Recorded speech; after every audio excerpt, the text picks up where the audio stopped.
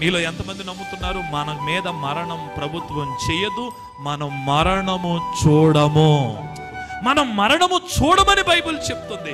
ఎందుకంటే మరణమును దేవుడు విరిచేశాడు. మనకి బదులుగా యేసు గొర్రె పిల్లగా వధించబడ్డాడు. హల్లెలూయా.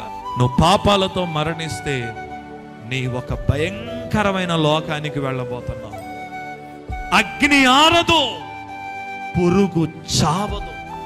బైబిల్లో స్వస్థపరుస్తాడని ఉంది, దేవుడు స్వస్థపరుస్తాడు.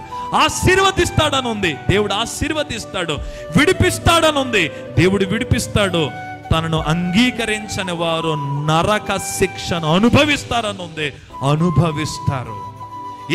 ఇవన్నీ సత్యమైనప్పుడు ఇది సత్యం కాదా? మీ భర్త గారు, మీ భార్య వస్తుంది అనుకుంటున్నావా? నీ పిల్లలు వస్తారు అనుకుంటున్నావా? ఒంటరిగా వెళ్ళిపోతావమ్మా, నరకమా. ఇవన్నీ కామెడీ బుక్లు లేదా కామెడీ స్టోరీ అనుకుంటున్నావేమో. బైబిల్ చెప్తుంది ఆ నరకమంట అపవాదికి, వాడి అనుచరుల కొరకు దేవుడు ఆ నరకాన్ని ఉంచాడు. కానీ వాడేం చేస్తున్నాడు తెలిసిన?